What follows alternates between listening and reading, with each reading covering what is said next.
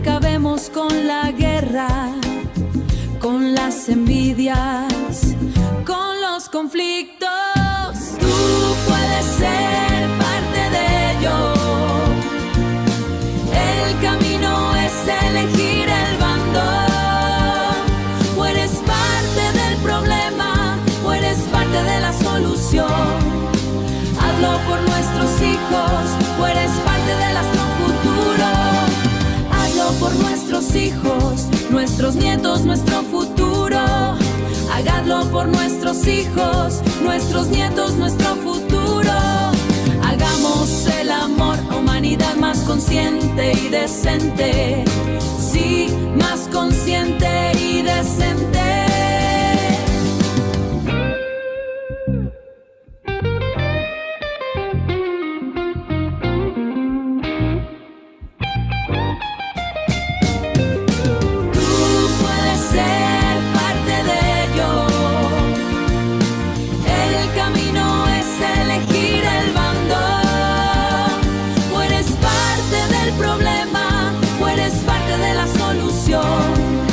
Hazlo por nuestros hijos, nuestros nietos, nuestro futuro.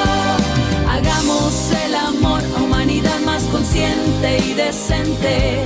Sí, más consciente y decente.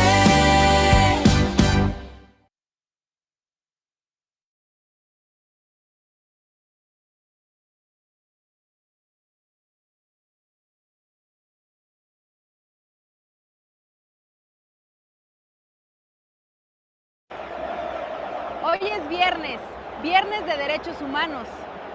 ¿Dónde más? Obvio en TVLeando Lex.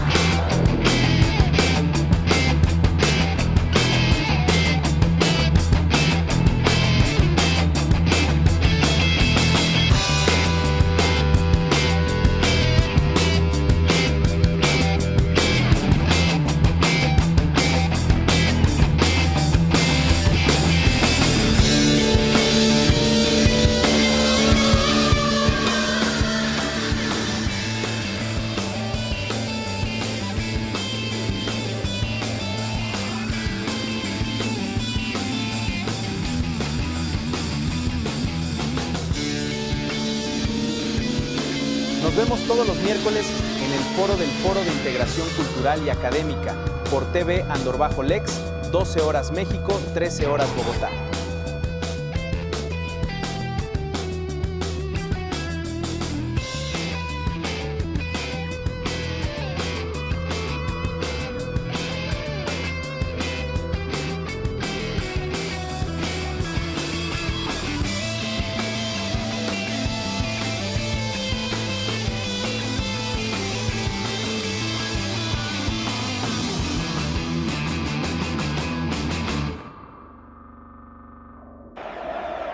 Hoy es viernes, viernes de derechos humanos. ¿Dónde más? Obvio en TVLeando Lex.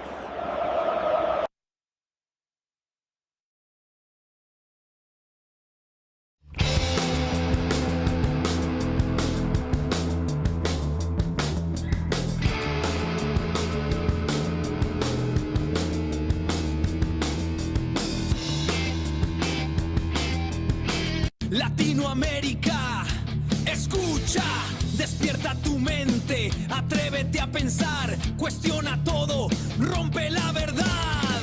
Es tiempo de liberar la mente. El poder está en TVLex, donde hay más para encontrar. TVLex.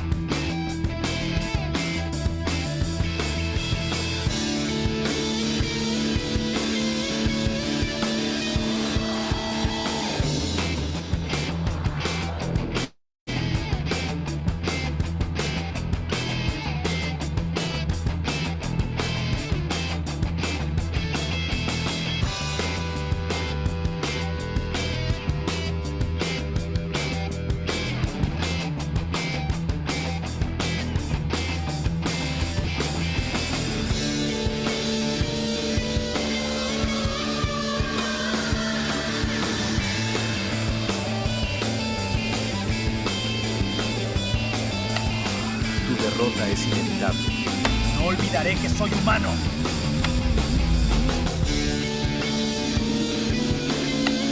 Tu derrota es inevitable. La mente humana aún prevalece.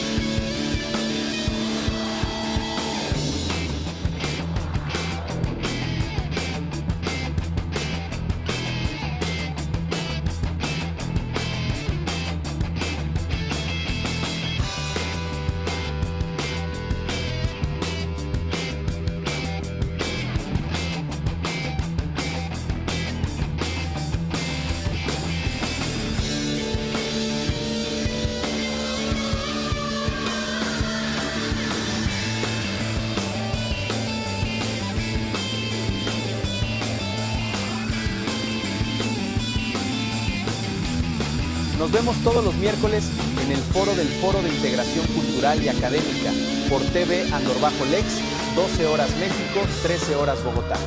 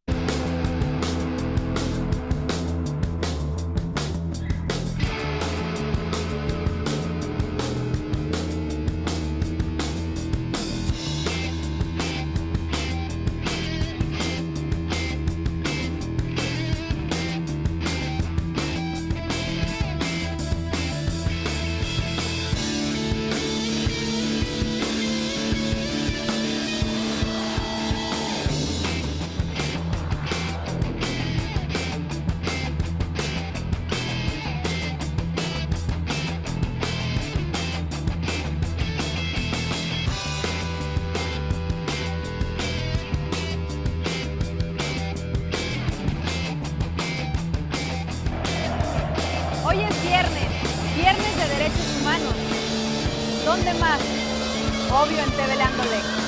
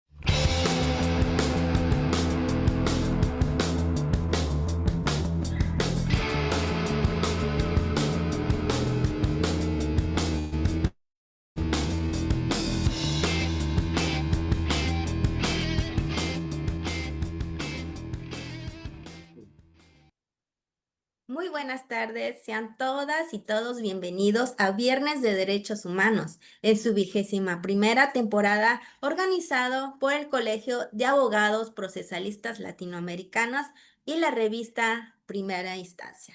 En esta sesión se abordará un tema de gran trascendencia jurídica y social intitulado La autonomía reproductiva como derecho humano y sus límites en el sistema jurídico mexicano, a cargo de la destacada especialista Abril Edwige Rodríguez Olvera. Nuestra invitada de honor, Abril Edwige Rodríguez Olvera, es licenciada en Derecho por la Facultad de Derecho de la UNAM y especialista en Derecho Penal con mención honorífica por la FES Acatlán de la misma casa de estudios.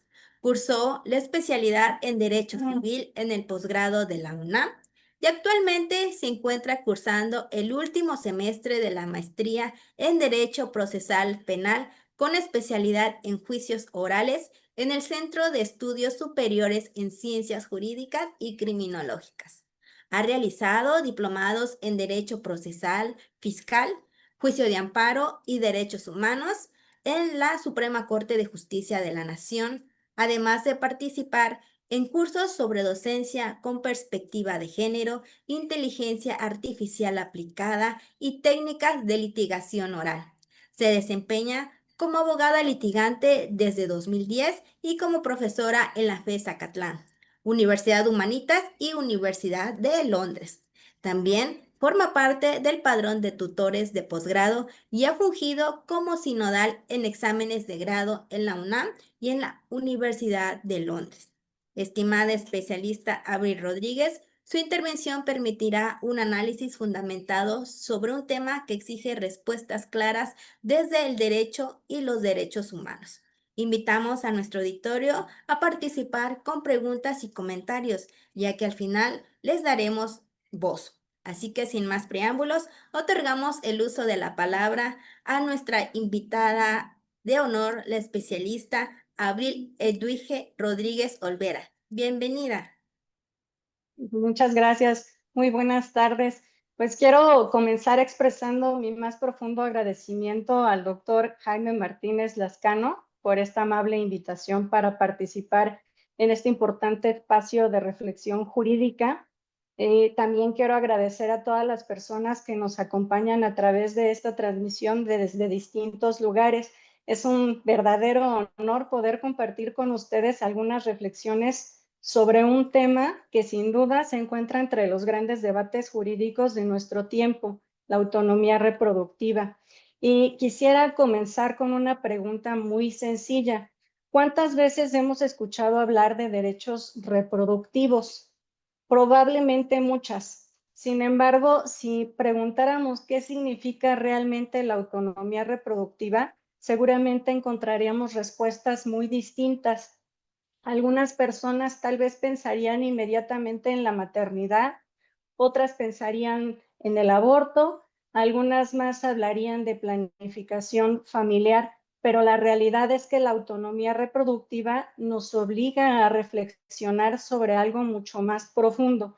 Nos obliga a preguntarnos quién decide sobre el propio proyecto de vida, quién decide si una persona quiere ser madre, quién decide si se desea ser padre, quién decide si se desea tener hijos o cuándo tenerlos y quién debe de asumir las consecuencias jurídicas de estas decisiones. Estas preguntas pues realmente no son nuevas, en realidad el derecho lleva siglos intentando responderlas y precisamente por ello me gustaría comenzar por lo que constituye el verdadero punto de partida de toda esta plática, que es el principio de igualdad. Muchas veces hablamos de igualdad como si se tratara de un concepto muy sencillo. Decimos que todas las personas son iguales ante la ley y de hecho es algo que repetimos constantemente, pero ¿qué significa realmente ser iguales? La igualdad, al ser un principio, ha evolucionado históricamente y esta evolución histórica nos permite advertir que el contenido del principio de igualdad no es estático, sino que se adapta a las necesidades sociales de cada época. Por ejemplo, hace más de 2000 años, ya Aristóteles formuló una frase que incluso al día de hoy nos sigue acompañando en el derecho. Decía que la igualdad consiste en tratar igual a los iguales y desigual a los desiguales. Y esto que acabo de señalar, pues parece una idea muy sencilla también, sin embargo, pues encierra un enorme problema. ¿Cómo sabemos quiénes son los iguales? Cuando una diferencia está justificada y cuando esa diferencia deja de estar justificada. La filosofía griega comenzó a reflexionar sobre estas preguntas, pero con posterioridad el cristianismo también introdujo otra idea fundamental, que todos los seres humanos poseen la misma dignidad. La igualdad, que en un tiempo pues fue una cuestión política, comenzó a entenderse también como una condición que le es propia a la persona. Siglos después, la Ilustración transformó completamente la manera de comprender los derechos. Los pensadores ilustrados de esta época afirmaron que las personas nacen libres e iguales. Y realmente esta idea provocó una verdadera revolución, porque si todos nacen libres, entonces ningún ser humano puede considerarse superior a otro por nacimiento. Y aquí aparece uno de los grandes momentos de la historia, la Revolución Francesa en 1789, y como fruto de esta, la Declaración de los Derechos del Hombre y del Ciudadano, la cual proclamó que los hombres nacen y permanecen libres e iguales en derechos. Este principio en realidad pues cambiaría el mundo y posteriormente diversos textos constitucionales europeos incorporaron este principio de igualdad ante la ley, como por ejemplo la Constitución francesa en 1814 o la Constitución de Cádiz en 1812. Todas ellas contemplaron el principio de igualdad y comenzaron a eliminar privilegios, pero ninguna señaló específicamente la igualdad entre hombres y mujeres. A esta incorporación y reconocimiento de la igualdad en el texto de la ley se le conoce como igualdad formal, pero este reconocimiento en realidad no eliminó las desigualdades reales, ya que las mujeres seguían enfrentando discriminación, también los grupos vulnerables continuaban siendo excluidos, las condiciones económicas seguían generando profundas diferencias y entonces comenzó a surgir una nueva pregunta. ¿Es suficiente que la ley diga que todos somos iguales? Y pues la respuesta fue que no. Apareció así la igualdad material, la cual consiste en atender justamente a las diferencias que existen en el mundo de los hechos entre las personas para poderles dar un trato desigual, aplicando para ello el principio de justicia, lo que da como resultado a lo que conocemos como la igualdad sustantiva. La igualdad entonces dejó de entenderse únicamente como una declaración legal y comenzó a concebirse como la posibilidad real de ejercer los derechos. Y esto resulta fundamental para el tema que hoy nos ocupa. Aquí me gustaría detenerme un momento para profundizar un poco en la igualdad sustantiva, porque quizá sea este el verdadero corazón de toda esta plática. Cuando hablamos de igualdad, muchas veces pensamos que basta con que la ley diga que todas las personas son iguales, lo cual, como ya señalé, es la igualdad formal. Es decir, la norma jurídica trata de la misma manera a todas las personas, pero la realidad suele ser mucho más compleja. Dos personas pueden tener exactamente el mismo derecho escrito en la Constitución y, sin embargo, no poder ejercerlo de la misma manera. Ahí aparece justamente la igualdad material. La igualdad material reconoce que existen circunstancias reales que pueden colocar a ciertas personas en situaciones de desventaja y de la combinación de ambas surge la igualdad sustantiva. La igualdad sustantiva, pues no solo se va a conformar con que la ley reconozca los derechos, pregunta algo mucho más importante. ¿Pueden las personas ejercer sus derechos en condiciones de igualdad? La igualdad, pues partimos de que no es un principio absoluto. No se puede tratar igual a todos ante la ley. La ley tiene que saber distinguir las diferencias y atenderlas. Pero para que estas diferencias sean compatibles con el principio de igualdad, deben de ser razonables, no deben de ser arbitrarias y no deben de constituir privilegios. Así, una vez que entendemos la importancia de la igualdad, podemos avanzar hacia otro tema fundamental, los derechos sexuales y los derechos reproductivos. Y es importante distinguir entre estos y conocer el alcance de su contenido. Durante muchos siglos, la sexualidad estuvo sometida a controles religiosos, a controles también de naturaleza social y de naturaleza jurídica.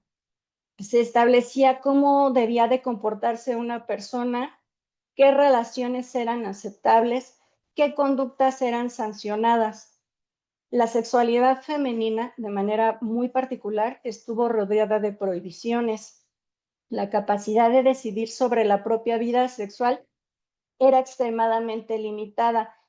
Por ello, el reconocimiento de los derechos sexuales representa uno de los avances más importantes de los derechos humanos.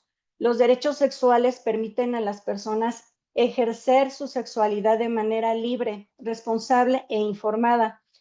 Reconocen la capacidad que tenemos para decidir, la capacidad que tenemos para poder elegir y la libertad de construir nuestra propia identidad.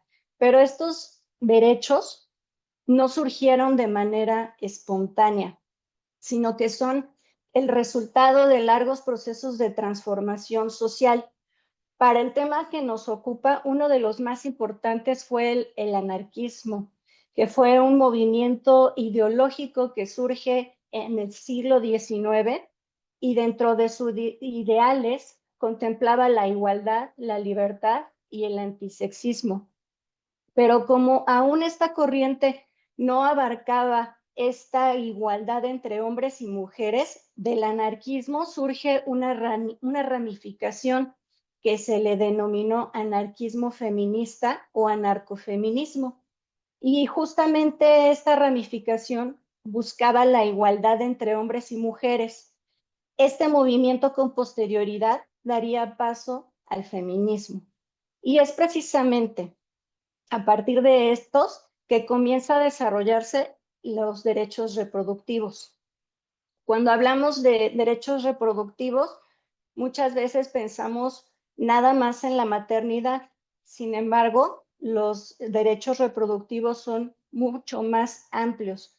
Comprenden la facultad de decidir de manera libre el número y espaciamiento de los hijos, la posibilidad también de acceder a métodos anticonceptivos, la información necesaria para tomar decisiones que sean responsables, también la capacidad de decidir cuándo tener hijos o incluso la decisión de no tenerlos. Aquí aparece una idea que es fundamental. La reproducción no puede ser impuesta y la maternidad no debe de ser una obligación, pero la paternidad tampoco. Las personas deben de tener esta posibilidad de construir su propio proyecto de vida y precisamente por ello los derechos reproductivos se encuentran estrechamente vinculados con el derecho humano al libre desarrollo de la personalidad, entendiendo como la facultad que tiene todo individuo para definir de manera autónoma su proyecto de vida. Y aquí vale la pena detenernos un momento más porque una cosa es reconocer que las personas tienen la libertad para decidir sobre su vida reproductiva y otra muy distinta que el Estado reconozca jurídicamente esa libertad. Durante mucho tiempo, las decisiones reproductivas permanecieron dentro del ámbito privado de las familias. El derecho pues prácticamente no intervenía. Sin embargo, conforme comenzaron a desarrollarse los derechos humanos, también surgió la necesidad de reconocer jurídicamente esta libertad reproductiva. En nuestro país, en México, uno de los momentos más importantes ocurrió en 1974. ¿Pero por qué es tan importante esta fecha? Porque se reformó el artículo 4 constitucional y es entonces que por primera vez en nuestra Constitución se establece expresamente que la mujer y el hombre son iguales ante la ley. Y esto también parece sencillo, pero en realidad implicó una enorme transformación. Por primera vez se reconocía constitucionalmente la igualdad entre hombres y mujeres y además se incorporó otro principio que hoy resulta fundamental. Toda persona tiene derecho a decidir de manera libre, responsable e informada sobre el número y espaciamiento de sus hijos. Esto quiere decir que la reproducción dejó de entenderse como una obligación. La decisión reproductiva se convirtió en un derecho. Y este reconocimiento constitucional obligó al Estado mexicano a desarrollar políticas públicas y programas de salud y mecanismos de protección como la planificación familiar, de la cual pues vamos a hablar a continuación. Cuando escuchamos esta expresión de planificación familiar, muchas veces pensamos únicamente en métodos anticonceptivos, pero la planificación familiar es mucho más que eso. Significa permitir a las personas que puedan tomar decisiones informadas y para que puedan hacer esto, pues también significa proporcionar información. Significa acceso a los servicios de salud, significa educación sexual y sobre todo significa libertad. La Ley General de Población establece que los programas de planificación familiar deben desarrollarse con absoluto respeto a la dignidad de las personas y de las familias. Aquí aparece otra idea importante. No se trata de que el Estado decida por las personas, se trata de que las personas puedan decidir por sí mismas. Sin embargo, debemos reconocer una realidad. La mayor parte de la responsabilidad anticonceptiva ha recaído históricamente sobre las mujeres. Cuando pensamos en métodos anticonceptivos, solemos pensar en dispositivos intrauterinos, en implantes, en anticonceptivos hormonales, en inyecciones, en parches, y la mayoría de ellos están dirigidos a las mujeres. Realmente, las alternativas para los hombres continúan siendo considerablemente más limitadas. Esto nos lleva a pensar, ¿la responsabilidad reproductiva debe recaer únicamente sobre uno de los integrantes de la pareja? Y pues la respuesta es no. Por esto, uno de los grandes desafíos actuales consiste en promover una corresponsabilidad reproductiva. La Ley General de Salud también desempeña un papel fundamental. Esta legislación reconoce la importancia de la salud sexual y reproductiva de las personas, pero además incorpora un elemento especialmente relevante, la perspectiva de género, de la que hemos oído hablar mucho. Y aquí me gustaría hacer una precisión. En ocasiones se piensa que la perspectiva de género pretende favorecer a unas personas sobre otras. Sin embargo, su verdadera finalidad consiste en identificar desigualdades históricas, busca visibilizar problemas, busca generar condiciones de igualdad y también busca corregir desventajas. La Ley General de Salud establece que tanto hombres como mujeres deben recibir información en materia de planificación familiar.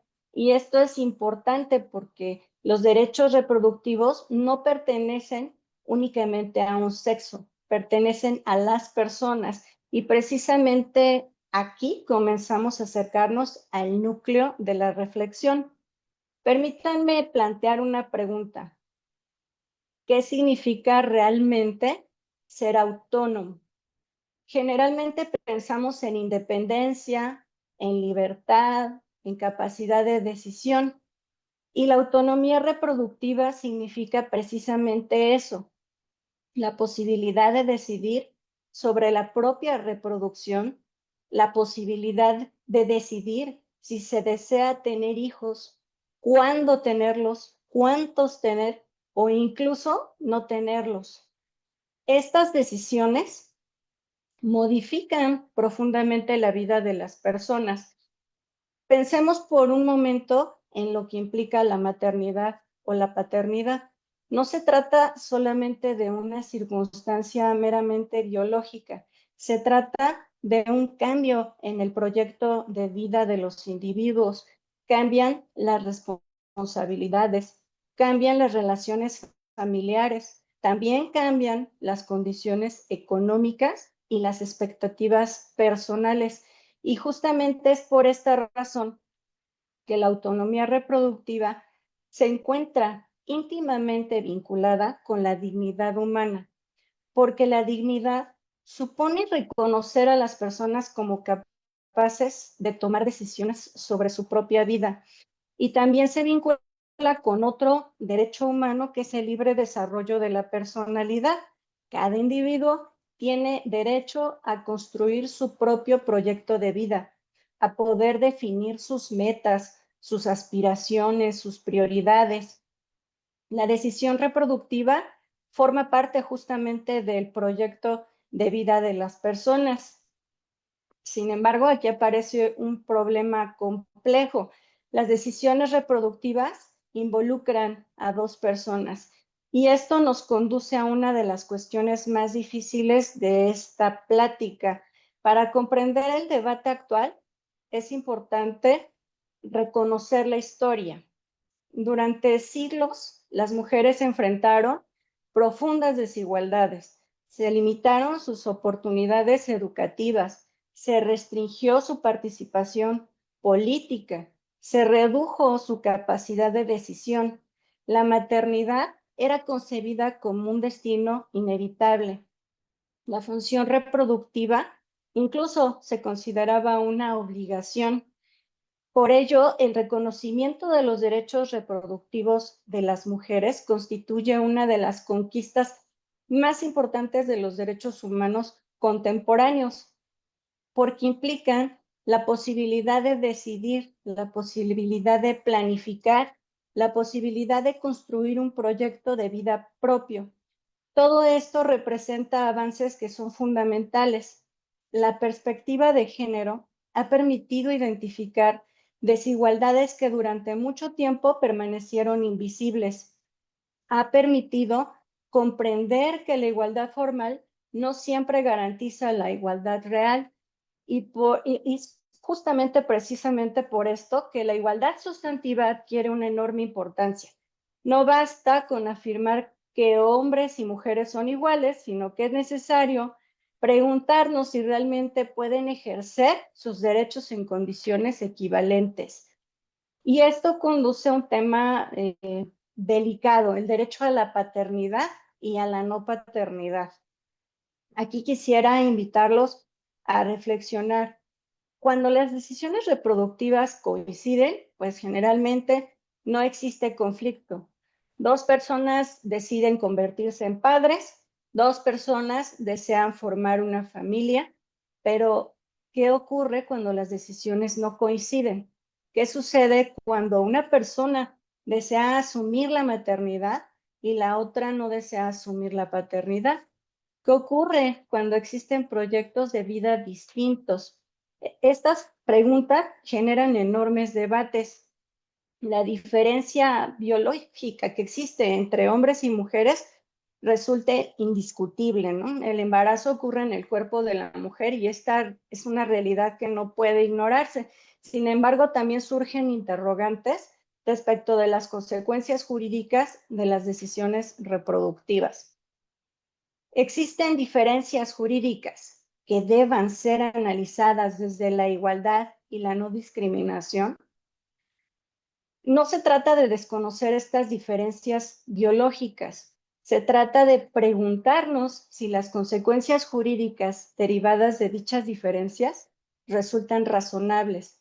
Y aquí el derecho enfrenta uno de sus mayores desafíos, porque debe encontrar un equilibrio entre la autonomía, entre la igualdad, entre la dignidad, entre la libertad y entre la no discriminación.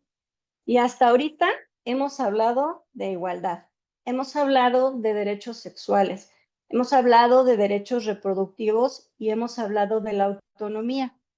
Pero voy a formular una pregunta incómoda. ¿El sistema jurídico mexicano protege de la misma manera a hombres y mujeres en el ejercicio de los derechos reproductivos? Y realmente la respuesta tampoco es sencilla y precisamente por ello vale la pena reflexionar que durante décadas el derecho mexicano desarrolló mecanismos orientados a corregir desigualdades históricas que afectaban particularmente a las mujeres. Este proceso era necesario por las razones que ya señalé. Por ello, el reconocimiento de sus derechos reproductivos constituye una conquista jurídica y social que es incuestionable. Sin embargo, la evolución del derecho también nos obliga a preguntarnos qué ocurre con los derechos reproductivos de los hombres. La Constitución mexicana señala que toda persona tiene el derecho a decidir de manera libre, responsable e informada sobre el número y espaciamiento de sus hijos. La norma constitucional no distingue entre hombres y mujeres, habla de personas. Sin embargo, cuando observamos el funcionamiento práctico del sistema jurídico, encontramos una realidad distinta. Actualmente la mujer posee mecanismos jurídicos que le permiten ejercer su autonomía reproductiva. Puede tomar decisiones respecto de su maternidad. Incluso se despenalizó el aborto, ¿no?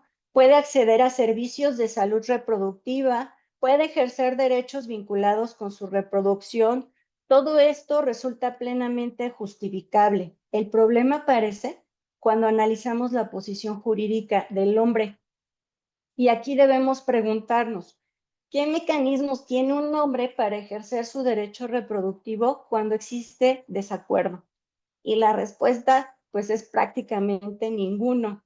Si la mujer decide continuar un embarazo, el hombre no cuenta con instrumentos jurídicos que le permitan manifestar una decisión contraria.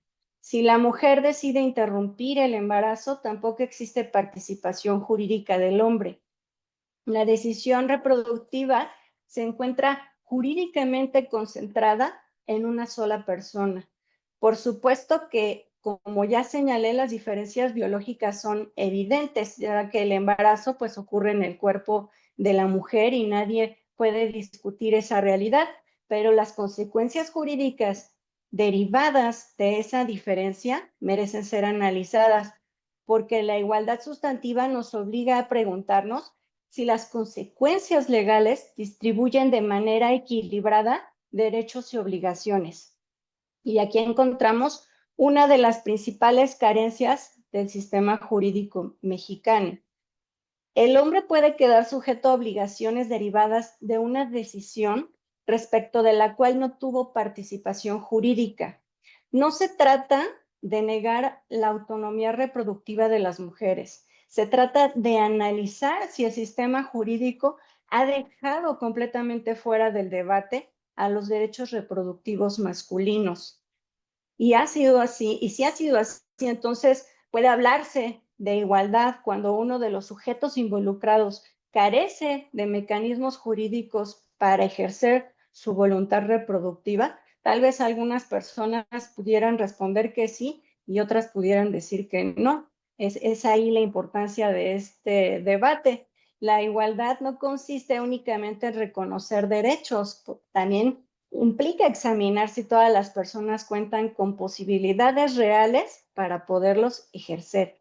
Y quizá uno de los grandes retos del derecho contemporáneo sea precisamente este: construir mecanismos jurídicos que permitan proteger simultáneamente la autonomía reproductiva de las mujeres, la igualdad sustantiva, la dignidad humana y los derechos reproductivos de los hombres.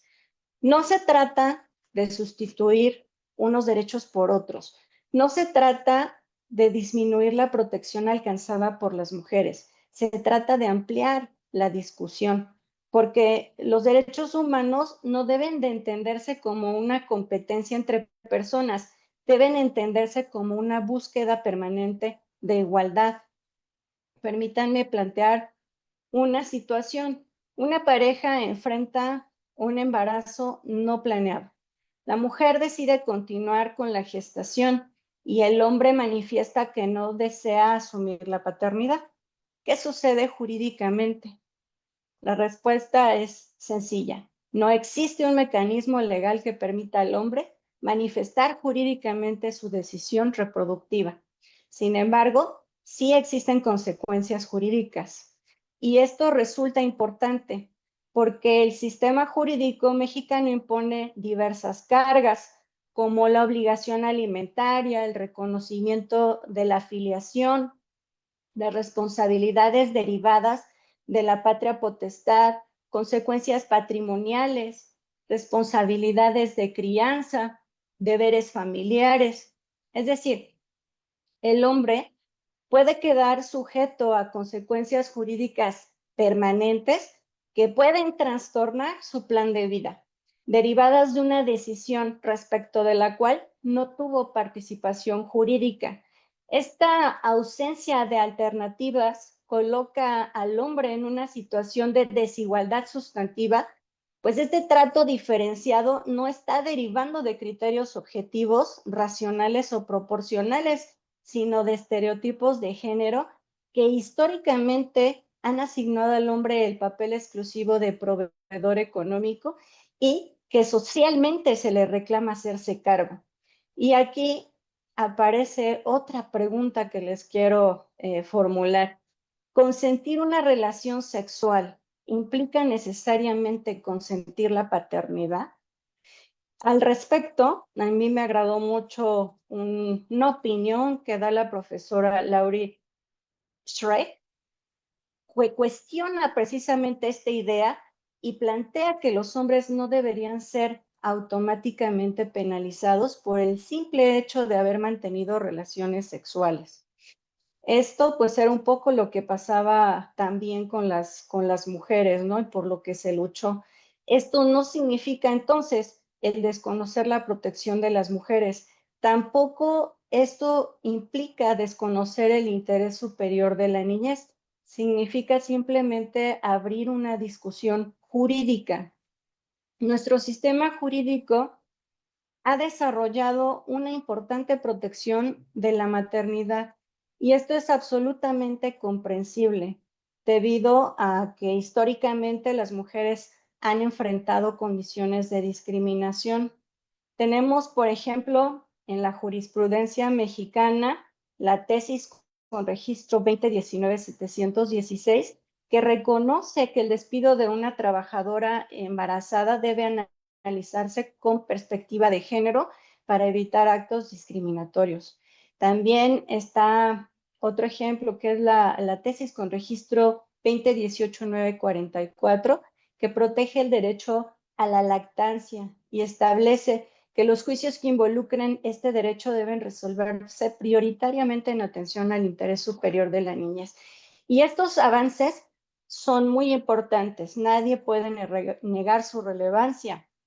Sin embargo, el reconocimiento del derecho a la maternidad libre no debería excluir el análisis de los derechos vinculados a la paternidad.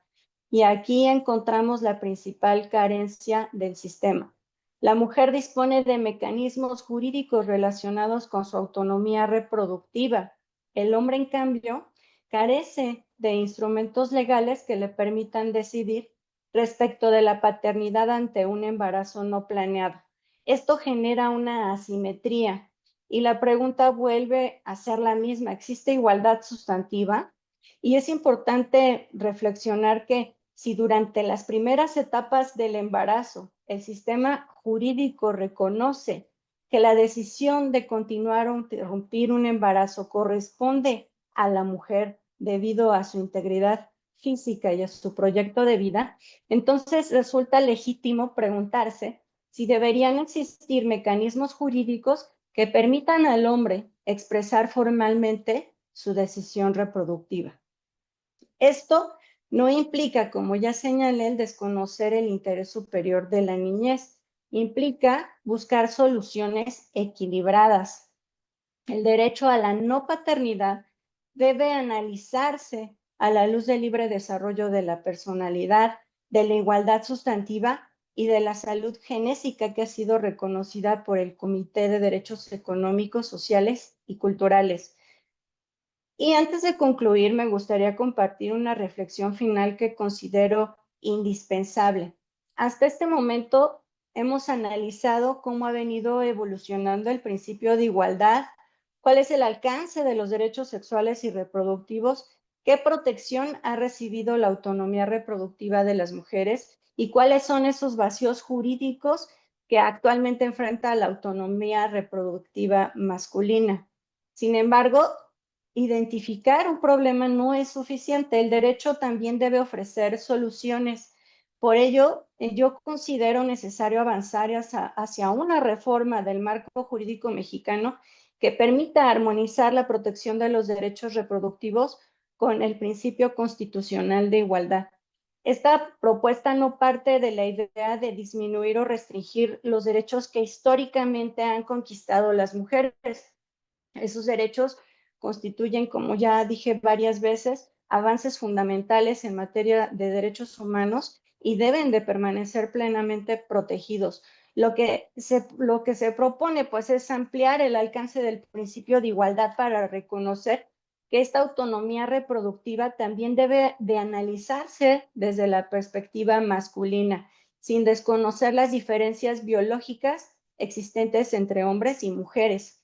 En ese sentido, considero necesario que el artículo 4 constitucional incorpore de manera expresa el reconocimiento a la autonomía reproductiva en condiciones de igualdad, de modo que el Estado garantice mecanismos jurídicos que permitan a todas las personas, hombres y mujeres, ejercer sus derechos reproductivos con seguridad jurídica y con pleno respeto a la dignidad humana. Asimismo, también resulta indispensable adecuar la legislación civil para establecer procedimientos claros que permitan justamente realizar esta manifestación de la voluntad reproductiva dentro de plazos y dentro de condiciones que estén previamente definidos en la ley, siempre respetando la autonomía reproductiva de la mujer, los derechos de terceros y particularmente el interés superior de la niñez. La finalidad de estas reformas no es generar un conflicto entre los derechos de hombres ni mujeres, ni crear privilegios para alguno de ellos.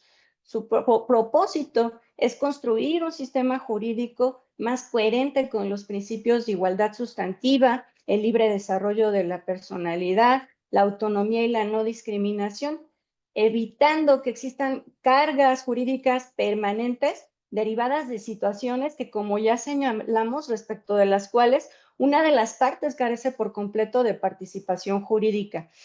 En otras palabras, esta propuesta busca abrir un espacio de reflexión sobre un tema que hasta ahora ha permanecido prácticamente ausente del debate jurídico mexicano: cómo garantizar que la evolución de los derechos reproductivos beneficia a todas las personas bajo los principios constitucionales de igualdad, dignidad humana y justicia. Realmente estoy convencida de que el derecho no puede permanecer estático frente a las transformaciones sociales. Así como en distintos momentos históricos fue necesario reconocer nuevos derechos para proteger a quienes se encontraban en situación de vulnerabilidad, hoy también resulta pertinente reflexionar sobre la necesidad de perfeccionar nuestro marco jurídico para responder a los nuevos desafíos que plantea la autonomía reproductiva desde una perspectiva integral de derechos humanos. Quiero concluir reiterando mi agradecimiento al doctor Jaime Martínez Lascano por la invitación a este espacio académico y agradecer a todas las personas que nos acompañaron durante esta transmisión. Muchas gracias.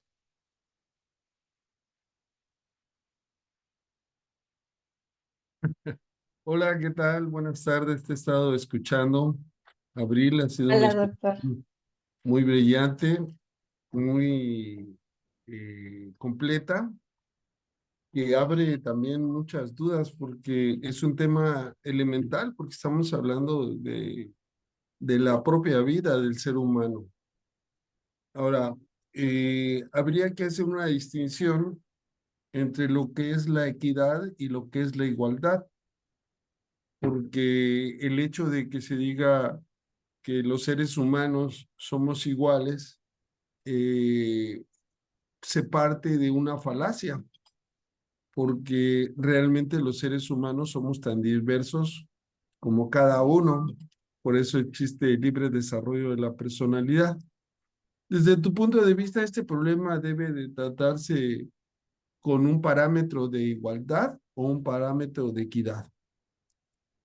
Yo creo que son dos figuras, dos conceptos que van caminando a la par. ¿Por qué? Porque la equidad resulta un criterio afinador del principio de igualdad. Entonces, no se puede concebir desde mi punto de vista la igualdad sin que vaya acompañada justamente de la equidad que nos haga distinguir la diferencia que existe entre las personas y que la ley pueda atender justamente a esas diferencias para que todos puedan acceder al ejercicio de sus derechos. Por ejemplo, hay una asimetría anatómica entre el hombre y la mujer, como bien dijiste, es por su condición biológica. Ahora se dice que debe haber también descansos durante la menstruación. Existe también ya descansos cuando la señora o la mujer eh, está embarazada. Ahora también ya se habla que el ser humano masculino tiene derecho a un periodo de descanso en ese pre y postnatal. ¿Qué opinas al respecto? Pues justamente hay un tema que también creo que está relacionado, que es esto de las nuevas masculinidades, en donde justamente habla de ese papel que históricamente ha tenido el hombre como proveedor nada más de una familia, el tratar de involucrarse como parte de la familia formadora también de los hijos. Entonces, creo que este cambio es muy necesario para que pueda romperse con este tipo de estereotipos de género que se han venido arrastrando a través del tiempo y que también pues han resultado un obstáculo para que las personas puedan acceder justamente al goce y al disfrute de sus derechos. Por ejemplo, se me ocurre, ¿verdad? Escuchándote, vamos a suponer que es una pareja que tiene una relación sentimental y podrían realizar un convenio pre-embarazo y anticiparse a la concepción, manifestando si van a tener al bebé, vamos a llamarle así, o en determinado momento, pues puede ser un derecho exclusivo de la mujer, como lo es. ¿Tú crees que podrías ser un paliativo? La propuesta o la idea que usted me acaba de referir, pues es complicado porque justamente el hombre ha quedado fuera de la decisión de asumir, continuar un embarazo o no de la mujer. Es una decisión que se ha considerado única de la mujer porque es la que, digamos, vive y sufre el embarazo, ¿no? Pero sin embargo, esto no debe de dejar fuera al hombre también para que manifieste pues su voluntad al respecto de asumir la paternidad. Eh, la idea que yo tengo, manejo, va más enfocada justamente a reformas normativas que en este plazo que se le da a la mujer de las 12 semanas para que pueda manifestar si continúa o interrumpe el embarazo, también pueda tenerlo en este mismo periodo de tiempo el hombre para que de manera jurídica ante autoridad pueda manifestar su deseo o su negativa a asumir la paternidad. Esto de ninguna manera vulnera el interés superior del niño. He de decir que, por ejemplo, aquí en el estado de Querétaro, se habla acerca de la adopción de embriones y se señala que no asiste ninguna obligación derivada de la afiliación a quien aportó este embrión, ¿no? No hay ninguna obligación.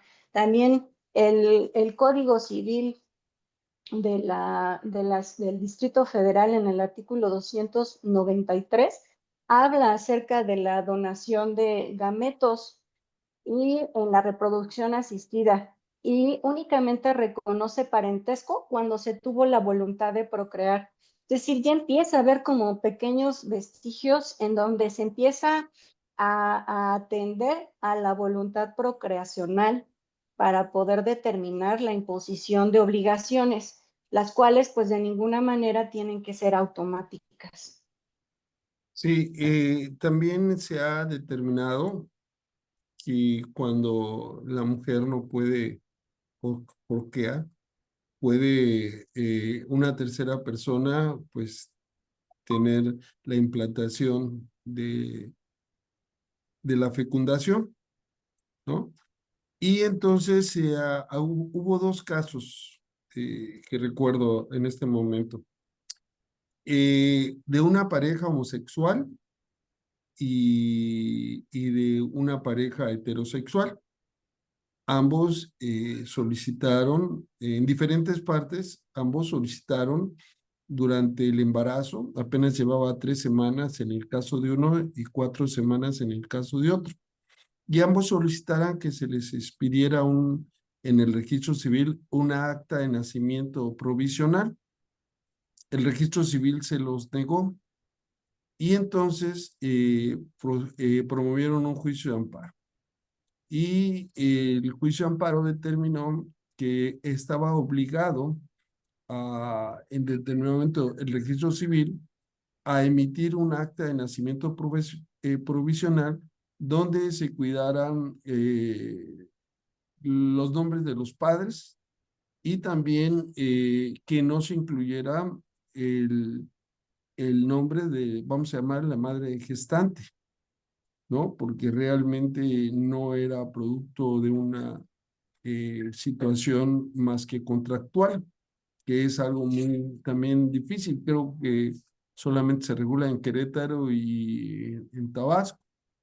Y entonces, en algunos casos se dijo, bueno, ¿y cómo es posible que se les va a dar un acta de nacimiento provisional si ni siquiera han nacido? Bueno, les dijo el juez en el caso de la sentencia de uno que si bien es cierto era provisional, podría, si nacía y vivía, pues tener un acta definitiva y esa acta provisional dejaba de existir, pero les daba certidumbre a las parejas. En ese sentido, pues la vida es asimétrica, ¿no? No podemos medir, y eso es lo que se conoce como equidad, ¿no? En un trabajo tuyo que recuerdo, tienes una figura donde están unos menores, unos niños, están viendo un partido o algo así, y tienen diferentes niveles de banco. Si estuvieran en igualdad de condiciones, pues no podrían ver a algunos. Entonces, la equidad es ver más allá de la norma. La equidad es como, por ejemplo, cuando tú te compras una blusa, por decir que eres talla S o M, no lo sé, pero resulta que esa talla que compras, a pesar de que dice una medida que es igual para todos, resulta que a lo mejor te queda grande, a lo mejor te queda chica, o no te, sino que cada uno de nosotros tiene diferentes características. Entonces, la equidad es como hacer un traje a la medida. Entonces, yo cuando tengo este tipo de situaciones, puedo decir, es muy difícil establecer normas que se basan en reglas, es que se aplican o no se aplican, sino en principios de la perspectiva de género, la protección a la familia, porque también el bebé cuando nazca, ¿no? Pues va a tener derecho a la identidad, ¿no? Y esto es muy importante.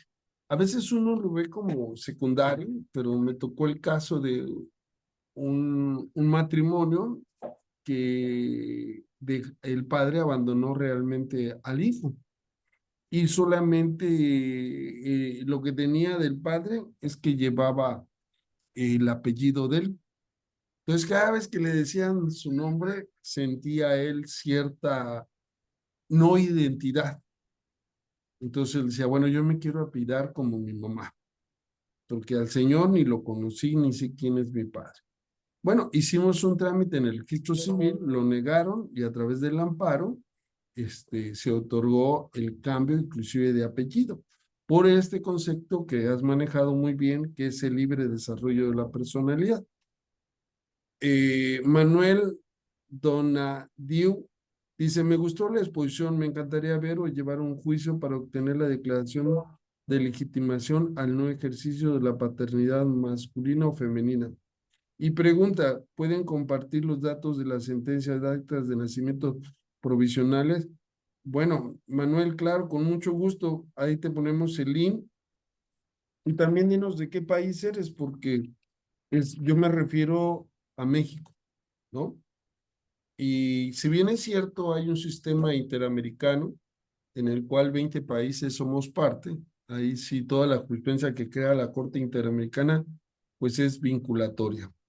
¿Cuál sería?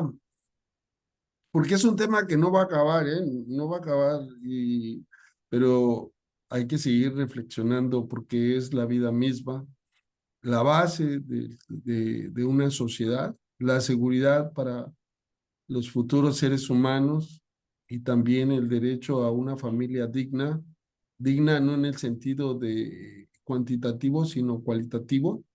¿Cuál sería tu gran conclusión, estimada Abril? Bueno, previo a dar mi conclusión, quiero decir alguna otra cosa que es que justamente a lo largo de esta plática, pues se habló de relaciones sexuales, digamos, consentidas, ¿no? Pero que existen otro tipo de circunstancias que suceden en la vida y traigo a colación algunas notas que para esta ponencia estuve investigando acerca de, por ejemplo, un caso que se dio, me parece que fue en Estados Unidos, en donde un niño de 12 años mantiene relaciones sexuales con una mujer de 35 y queda la mujer de 35 embarazada, ¿no?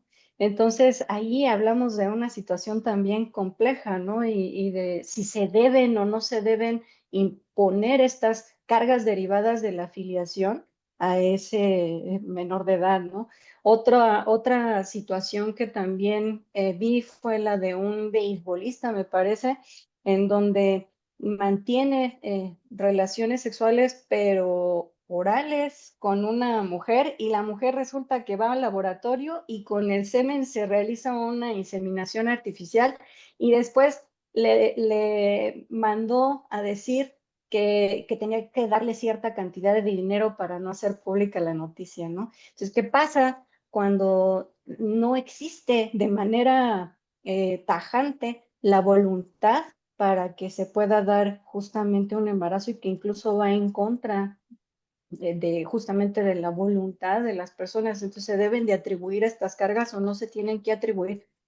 Creo que mi gran conclusión es que es un tema del que pues, prácticamente se ha hablado muy poco, no nada más aquí en nuestro país, sino también a nivel internacional. Tuve la oportunidad de estar estudiando el sistema jurídico de España y el de Colombia, y también no hay como que algo al respecto, ¿no? Con respecto a la autonomía reproductiva del hombre. Entonces, creo que hay mucho campo de oportunidad para que podamos, pues, hacer propuestas que vayan tendentes a evitar estas situaciones de asimetría en el ejercicio y disfrute de los derechos humanos, específicamente hablando de los derechos reproductivos. Muy bien, excelente. Bueno, ya compartí en el chat del grupo una tesis donde se habla del acta de nacimiento provisional, así que pues le mandamos un saludo a Manuel y gracias por su pregunta y su interés. Bueno, vamos a entregar aquí de manera virtual a la especialista Abril una constancia que está compartiendo en este momento Dalí. Sí, el Colegio de Abogados Procesalistas Latinoamericanos, la Secretaría de Ciencias, Humanidades, Tecnología e Innovación otorga el presente certificado al especialista Abril Ewingue. Parece africano, ahora que está el fútbol. Sí.